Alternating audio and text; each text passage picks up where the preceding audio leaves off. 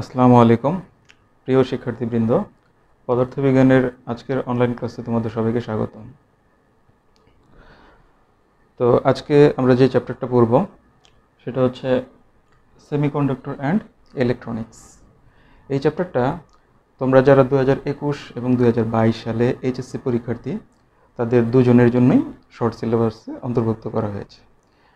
তো এই চ্যাপ্টারটা অবশ্যই খুব গুরুত্বপূর্ণ, আমরা এই চ্যাপ্টারটা পড়ার চেষ্টা করি। তো এই চ্যাপ্টারটা মূলত দুইটা অংশে বিভক্ত, একটা হচ্ছে সেমিকন্ডাক্টর আর আরেকটা পার্ট হচ্ছে ইলেকট্রনিক্স। তো সেমিকন্ডাক্টর পার্টটাতে মূলত সেমিকন্ডাক্টর বা অর্ধপরিবাহী এটা নিয়ে আলোচনা করা হয়েছে। অর্ধপরিবাহীর দ্বারা গঠিত বিভিন্ন device like PN junction diode, তারপর ট্রানজিস্টর, এগুলোর ব্যবহার, ঠিক আছে, এগুলো নিয়ে হচ্ছে মূলত প্রথম অংশে সেমিকন্ডাক্টরে আলোচনা করা হয়েছে। আর দ্বিতীয় যে অংশটা আছে ইলেকট্রনিক্স, এটা হচ্ছে আসলে আইসিটির সাথে কিছুটা রিলেটেড। তোমরা যারা আইসিটি মানে সাবজেক্টটা পড়ো ওইখানে দেখবে যে আছে বাইনারি কিছু অপারেশন, অ্যান্ড গেট, বিভিন্ন ধরনের logic gate, and gate, or gate, not gate, ঠিক আছে। তো এগুলো হচ্ছে এই দ্বিতীয় পার্টে মোটামুটি আলোচনা করা হয়েছে, ঠিক আছে। এখানে তো এত ডিটেলস নাই, আইসিটিতে আরও বেশি ডিটেলস দেওয়া আছে। তো ইলেকট্রনিক্স পার্টটা হচ্ছে মূলত ওই অংশ রিলেটেড, ঠিক আছে। ওকে, তো আজকে আমরা হচ্ছে মূলত সেমিকন্ডাক্টর দিয়ে শুরু করব, ঠিক আছে। তো চলো শুরু করা যাক।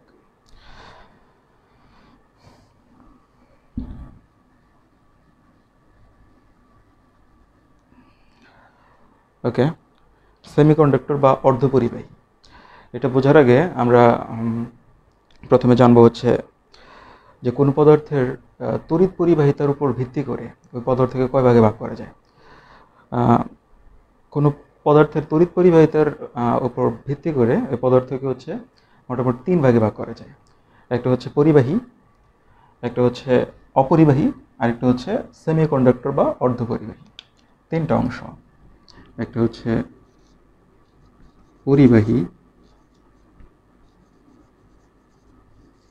একটা হচ্ছে অপরিবাহী,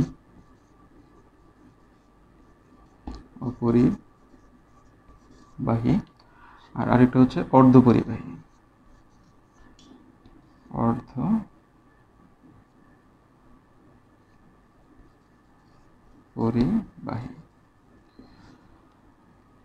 এই অর্ধপরিবাহী এটা কি হচ্ছে ইংলিশে সেমিকন্ডাক্টর বলা হয়, ঠিক আছে। তো প্রথমে আসো যে অপরিবাহী কাকে বলা হয়। খুব সহজ সিম্পল ব্যাপার, যে সকল পদার্থের মধ্য দিয়ে তড়িৎ প্রবাহিত হয় না তাদেরকে বলা হয় হচ্ছে অপরিবাহী। তড়িৎ প্রবাহিত যদি না হয় তাহলে ওই ধরনের পদার্থকে আমরা বলবো হচ্ছে অপরিবাহী। যেমন ইট, কাঠ, পাথর, রাবার, এগুলো হচ্ছে অপরিবাহী পদার্থ, এগুলোর মধ্যে দিয়ে কোনো তড়িৎ প্রবাহিত হয় না। আর পরিবাহী তো আরও সিম্পল, যে সকল পদার্থের মধ্য দিয়ে তড়িৎ প্রবাহিত হয় তাদেরকে বলা হয় হচ্ছে পরিবাহী পদার্থ, ঠিক আছে। তো এটার মধ্যে তোমার কি কি আছে, লোহা, তারপর তামা, টিন, ঠিক আছে, যত যত ধরনের মেটাল আছে ওইগুলোর মধ্যে দিয়ে হচ্ছে তড়িৎ প্রবাহিত হয়, সো এদেরকে বলা হয় হচ্ছে পরিবাহী। আর অর্ধপরিবাহী এটা হচ্ছে যে সকল পদার্থের পরিবাহিতা অপরিবাহী থেকে বেশি কিন্তু পরিবাহী থেকে কম, তাদেরকে বলা হয় হচ্ছে অর্ধপরিবাহী বা সেমিকন্ডাক্টর। যে সকল পদার্থের পরিবাহিতা অপরিবাহী থেকে বেশি কিন্তু পরিবাহী থেকে কম, তাদেরকে বলা হয় হচ্ছে অর্ধপরিবাহী বা সেমিকন্ডাক্টর। অর্ধপরিবাহী সেমিকন্ডাক্টর যদি এক্সাম্পল দাও, এগুলো হচ্ছে সিলিকন, জার্মেনিয়াম, এগুলো হচ্ছে অর্ধপরিবাহীর অন্তর্ভুক্ত, ঠিক আছে। এবং অর্ধপরিবাহী এগুলো আমরা হচ্ছে প্রকৃতিতে এগুলা আসলে আমরা হচ্ছে প্রক্রিয়াজাত করে নিতে হয়, ঠিক আছে। এগুলো সরাসরি তো পাওয়া যায় না।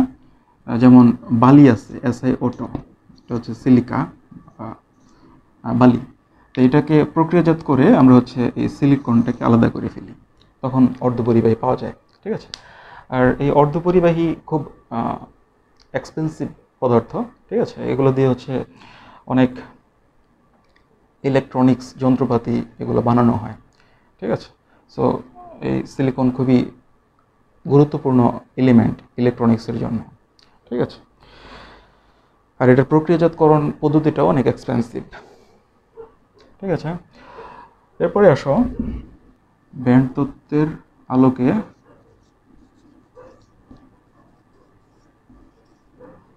তিনটা জিনিসের সম্বন্ধে একটু আইডিয়া নিব। ব্যান্ড তত্ত্বের আলোকে আমরা হচ্ছে এই পরিবাহী, অপরিবাহী এবং অর্ধপরিবাহী।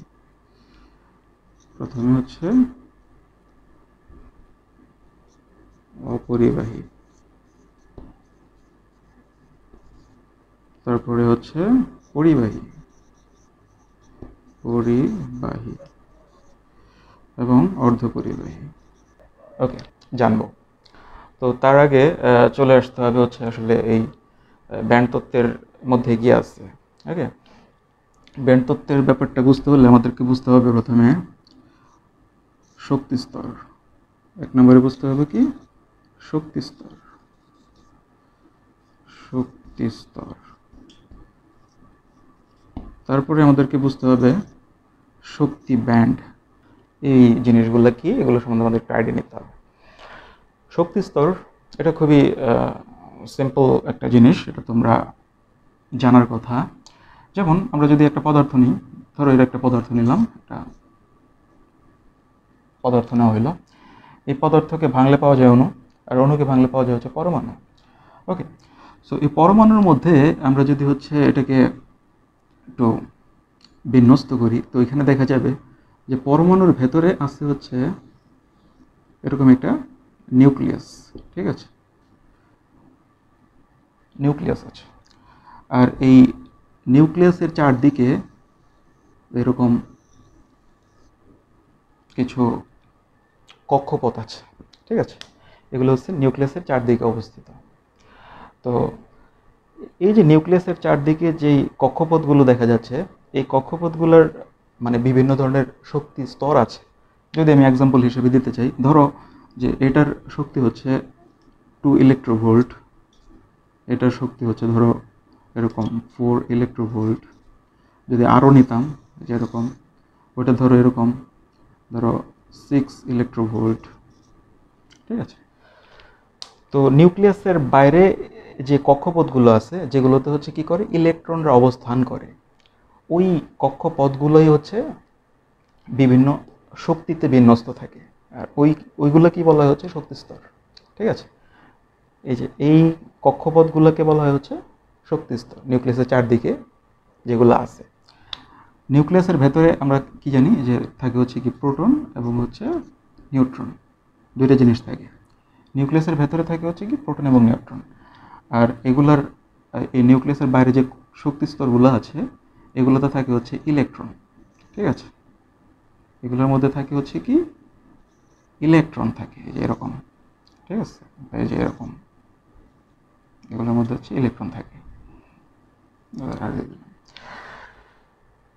তো শক্তি স্তর কি, ব্যাপারটা বোঝা গেছে। এরপরে আসা যাক শক্তি ব্যান্ড কি।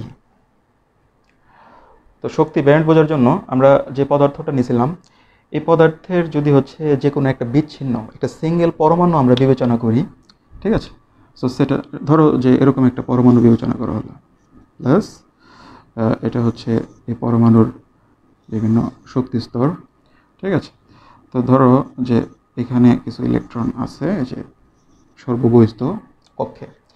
ওকে, তো এই বিচ্ছিন্ন পরমাণুর সর্ববহিস্থ কক্ষপথে বা যে কোনো কক্ষপথে, ধরো এটাও হতে পারে, যে ধরো এই কক্ষপথে হতে পারে, কোনো সমস্যা নেই, ঠিক আছে। তো এই বিচ্ছিন্ন পরমাণুর যে কোনো কক্ষপথের শক্তির একটা সুনির্দিষ্ট মান আছে, ঠিক আছে। এটা কিন্তু যেহেতু বিচ্ছিন্ন পরমাণু, সে আর কারোর সাথে শেয়ার করতে পারবে না। অর্থাৎ যদি এই ইলেকট্রনের এনার্জি আমরা ধরি হচ্ছে 2 ইলেকট্রোভোল্ট, 2 ইলেকট্রোভোল্ট, এটা কিন্তু এই পরমাণুর জন্য ফিক্সড, এটার পরিবর্তনযোগ্য নয়। কিন্তু এই পরমাণুটা যদি হচ্ছে এই পদার্থের মধ্যে থাকে, তো তখন কিন্তু এরকম পরমাণু কিন্তু এই পদার্থের মধ্যে আরও একাধিক পাওয়া যাবে, ঠিক আছে। তো সেই ক্ষেত্রে ধরো আমরা আরেকটা পরমাণু নিলাম, এই যে এরকম।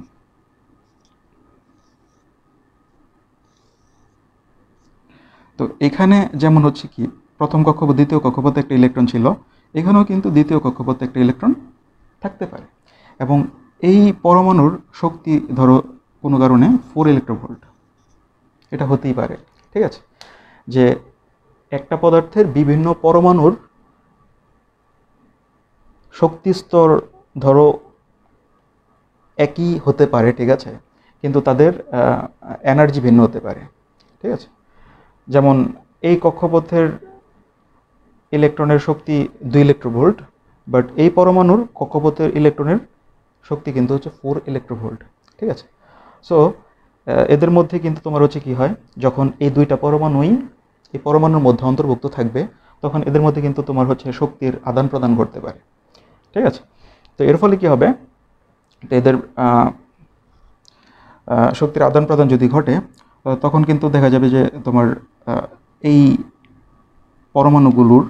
পরমাণু বলতে এই কক্ষপথের ইলেকট্রনগুলোর শক্তি কিন্তু তোমার হচ্ছে কি হচ্ছে, সামান্য তারতম্য হবে। ঠিক আছে, এটার ফিক্সড থাকতেছে না, যেহেতু আদান প্রদান হচ্ছে। তো তখন যেটা করা হয় সেটা হচ্ছে, আমি যদি হচ্ছে একটা গ্রাফের সাহায্যে বোঝাতে চাই, ঠিক আছে, এটা যেমন ছিল হচ্ছে কত 2 ইলেকট্রোভোল্ট, আর উপরে হবে কত 4 ইলেকট্রোভোল্ট। ঠিক আছে, এটা হচ্ছে 2 ইলেকট্রোভোল্ট, এটা হচ্ছে 4 ইলেকট্রোভোল্ট। এখন এখানে তো আমি হচ্ছে জাস্ট দুইটা পরমাণু নিচ্ছি, এই পদার্থের মধ্যে কিন্তু এরকম অসংখ্য পরমাণু আছে, এবং এই অসংখ্য পরমাণু আমরা যদি হচ্ছে বিবেচনা করি, তো সেই ক্ষেত্রে দেখা যাবে যে বিভিন্ন পরমাণু হইতে পারে, কিন্তু তারা যদি হচ্ছে কি করে একই কক্ষপথে অবস্থান করা যে পরমাণু, যেমন এটা একটা পরমাণু, এটা কিন্তু আরেকটা পরমাণু, ভিন্ন পরমাণু, কিন্তু এই পরমাণুর যে ইলেকট্রন আর এই পরমাণুর যে ইলেকট্রন, এরা কিন্তু একই কক্ষপথে অবস্থান করছে। যেমন এটা হচ্ছে কি দ্বিতীয় কক্ষপথে অবস্থান করছে, আর এটার ক্ষেত্রেও এটা দ্বিতীয় কক্ষপথে অবস্থান করছে। ঠিক আছে, তো এই পরমাণুগুলোর যে ইলেকট্রন আছে, কোনো একটা নির্দিষ্ট কক্ষপথের ইলেকট্রন, সেই ইলেকট্রনগুলো কিন্তু তোমার কি হবে, তাদের এনার্জির মানে সামান্য তারতম্য হতে পারে।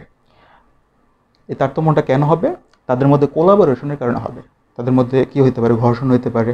ঠিক আছে, তো এই কারণে দেখা যাবে যে তাদের মধ্যে কি এনার্জির আদান প্রদান ঘটবে।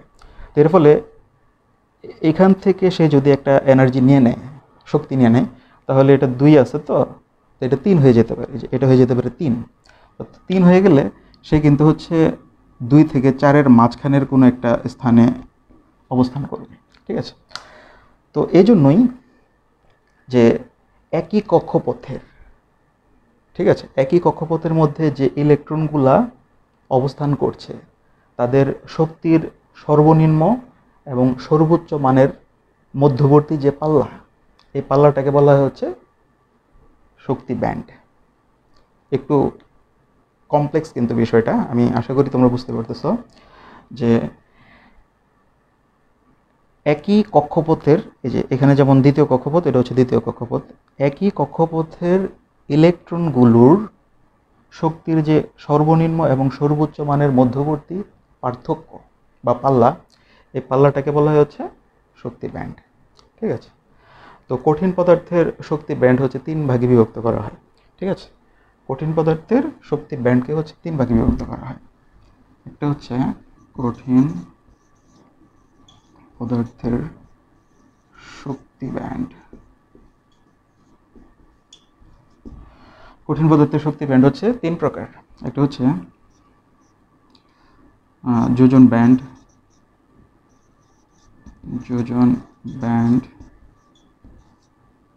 দ্বিতীয়টা হচ্ছে পরিবহন ব্যান্ড,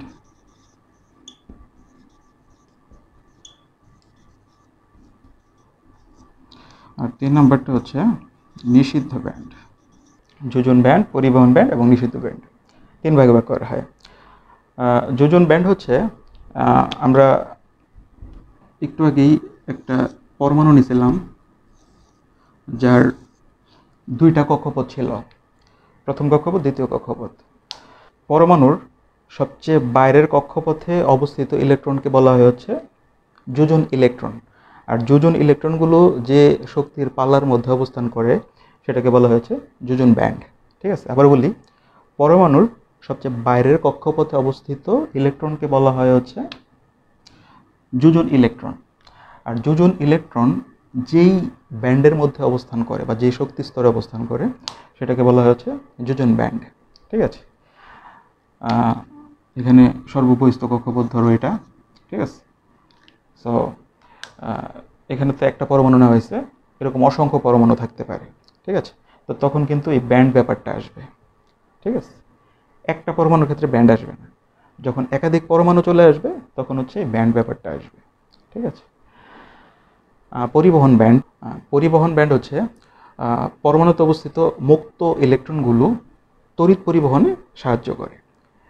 এই ইলেকট্রনগুলোকে বলা হয়েছে পরিবহন ব্যান্ড। আর পরিবহন এই পরমাণুতে অবস্থিত মুক্ত ইলেকট্রনগুলো এটা হচ্ছে তড়িৎ পরিবহনে সাহায্য করে, এগুলোকে বলা হচ্ছে পরিবহন ইলেকট্রন। আর পরিবহন ইলেকট্রনগুলো যে ব্যান্ডে অবস্থান করে সেগুলোকে বলা হচ্ছে পরিবহন ব্যান্ড। যোজন ব্যান্ড এবং পরিবহন ব্যান্ডের মাঝখানে একটা ফাঁকা জায়গা আছে যেখানে কোনো ইলেকট্রন অবস্থান করে না, এটাকে বলা হচ্ছে নিষিদ্ধ ব্যান্ড। ঠিক আছে, তো আমি যদি হচ্ছে একটা গ্রাফের মাধ্যমে এটাকে দেখাইতে চাই তাহলে ব্যাপারটা দেখতে অনেকটা এরকম হবে। ঠিক আছে, এরকম হবে। প্রথমে তো তোমার হচ্ছে কি নিউক্লিয়াসের মধ্যে কি থাকে, হচ্ছে প্রথম শক্তি স্তর, প্রথম শক্তি স্তর। তারপরে থাকে হচ্ছে কি দ্বিতীয় শক্তি স্তর, যদি এটার কথাই বিবেচনা করো, প্রথম শক্তি স্তর, দ্বিতীয় শক্তি স্তর, দ্বিতীয় শক্তি স্তর। আর এই শক্তি স্তরের বাইরে যে মানে সর্ববহিস্থ যেই শক্তি স্তর, এই পরমাণুর ক্ষেত্রে যে এটাই হচ্ছে যোজন যোজন স্তর আর কি, যোজন শক্তি স্তর। ঠিক আছে, সো এটার ক্ষেত্রে তুমি এটা দ্বিতীয় না দিয়ে তুমি চাইলে হচ্ছে এটাকে বলতে পারো যোজন শক্তি স্তর। সো যোজন শক্তি স্তর তো হচ্ছে একটা পরমাণুর ক্ষেত্রে, বাট যদি হচ্ছে একাধিক পরমাণু নেওয়া হয় বা একটা পদার্থের ক্ষেত্রে বিবেচনা করা হয় তখন কিন্তু শক্তি স্তর আসবে না, তখন আসবে হচ্ছে ব্যান্ড। তো তখন এটাকে বলা হচ্ছে যোজন শক্তি ব্যান্ড বা যোজন ব্যান্ড। এটা হচ্ছে যোজন ব্যান্ড। আর এইটা হচ্ছে গিয়ে পরিবহন ব্যান্ড। এটা হচ্ছে পরিবহন ব্যান্ড। ঠিক আছে, এটা হচ্ছে যোজন ব্যান্ড, এটা হচ্ছে পরিবহন ব্যান্ড। আর যোজন ব্যান্ড এবং পরিবহন ব্যান্ডের মাঝখানের যে ফাঁকা জায়গা, যে এই মাঝখানের জায়গাটুকু, এটাকে বলা হচ্ছে নিষিদ্ধ ব্যান্ড। নিষিদ্ধ ব্যান্ড। ঠিক আছে,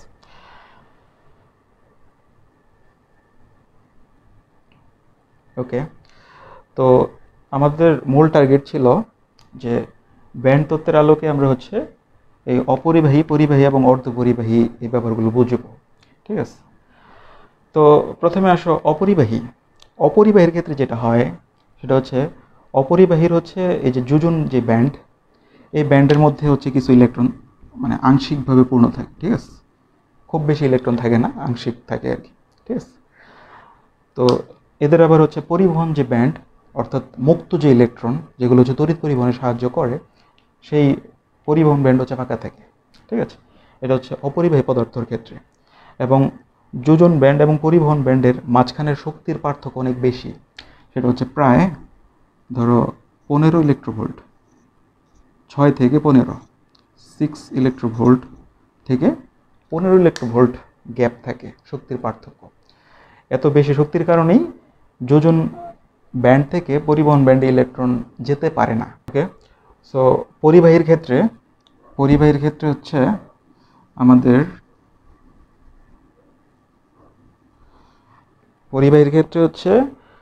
আমাদের এই যোজন ব্যান্ড এবং পরিবহন ব্যান্ডের মাঝখানের যে গ্যাপটা, এই গ্যাপটা আসলে থাকে না। পরিবহন ব্যান্ড হচ্ছে যে এরকম এখানে চলে আসে। ঠিক আছে, এটা হচ্ছে কার ক্ষেত্রে? এটা হচ্ছে পরিবাহী পদার্থের ক্ষেত্রে। ঠিক আছে, পরিবাহী পদার্থের ক্ষেত্রে হচ্ছে যোজন ব্যান্ডের যে ইলেকট্রনগুলো আছে এগুলো খুব সহজেই হচ্ছে পরিবহন ব্যান্ডে চলে যেতে পারে। ঠিক আছে, এগুলো হচ্ছে পরিবহন ব্যান্ড।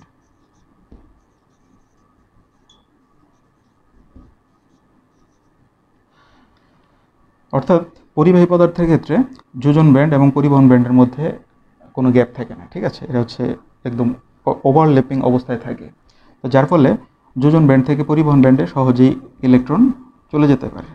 ঠিক আছে, আর পরিবহন ব্যান্ডে যে ইলেকট্রন যায় এগুলো হচ্ছে কি মুক্ত ইলেকট্রন, যেগুলো হচ্ছে তড়িৎ পরিবহনে সাহায্য করে। ঠিক আছে, এই জন্য হচ্ছে পরিবাহী পদার্থ কী করে? তড়িৎ পরিবহন করে। ঠিক আছে, এরপরে আসো অর্ধপরিবাহী। অর্ধপরিবাহীর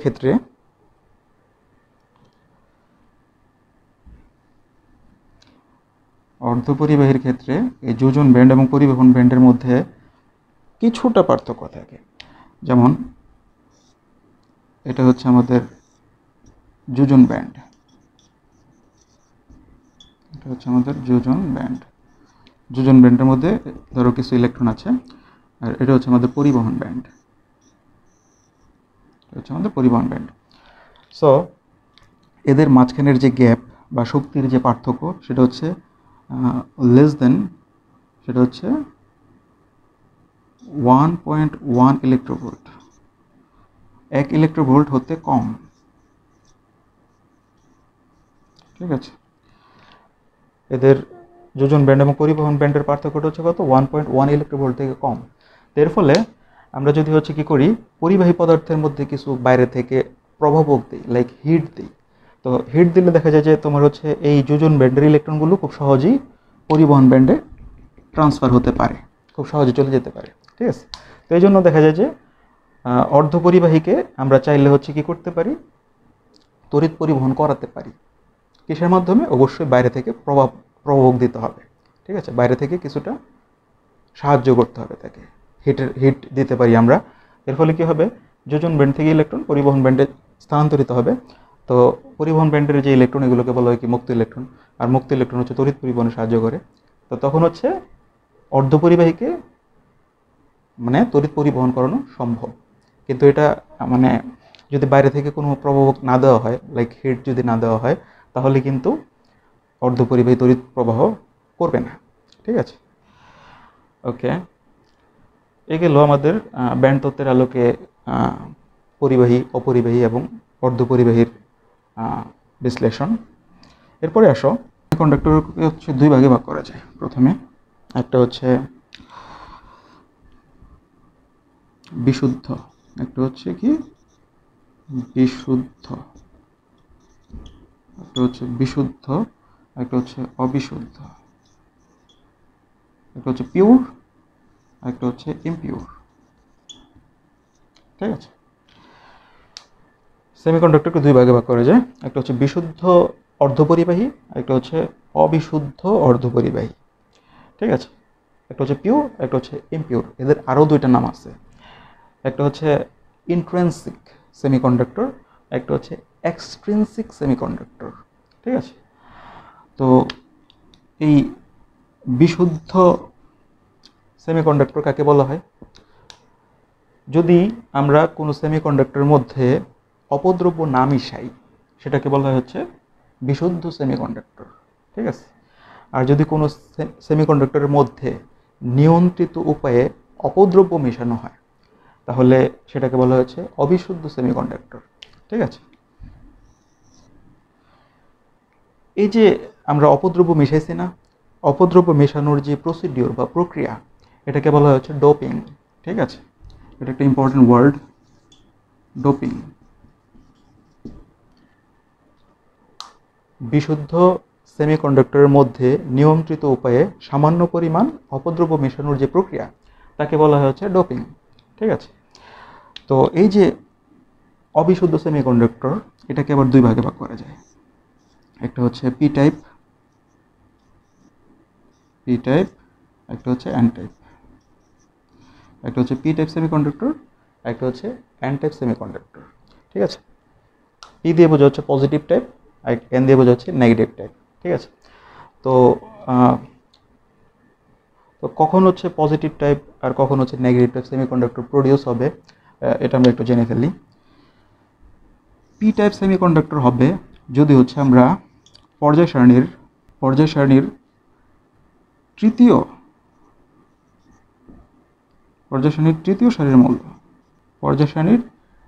সারির মৌল যদি অপদ্রব্য হিসেবে মেশানো হয়, তাহলে যে সেমিকন্ডাক্টর পাওয়া যাবে সেটাকে বলা হবে পি টাইপ। অবিশুদ্ধ সেমিকন্ডাক্টরের মধ্যে আমরা কি করি? অপদ্রব্য মিশাই। অপদ্রব্য হিসেবে যদি পর্যায় সারণীর তৃতীয় সারির মৌল মেশানো হয়, তাহলে আমরা সেটাকে বলবো হচ্ছে পজিটিভ টাইপ। আর যদি পর্যায় সারণীর পঞ্চম সারির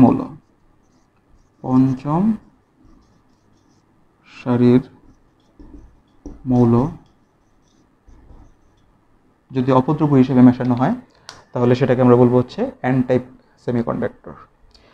তো তৃতীয় সারির মৌলের মধ্যে আছে কি? অ্যালুমিনিয়াম, আরও আছে, দেখে নিবা। আর এন টাইপের মধ্যে আছে ধরো আর্সেনিক, পঞ্চম শ্রেণীর মৌলের মধ্যে আর্সেনিক আছে। তো যদি হচ্ছে কি করা হয় যে অবিশুদ্ধ যে সেমিকন্ডাক্টর আছে কি কি আমরা জানি, একটা হচ্ছে কি সিলিকন হতে পারে অথবা জার্মেনিয়াম হতে পারে।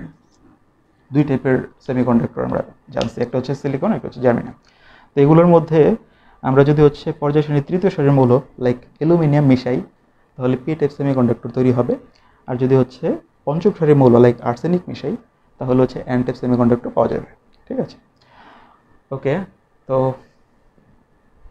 আজকে ক্লাসটা মোটামুটি এই পর্যন্তই। ঠিক আছে, সবাই সুস্থ থাকবা, ভালো থাকবা। আসসালামু আলাইকুম।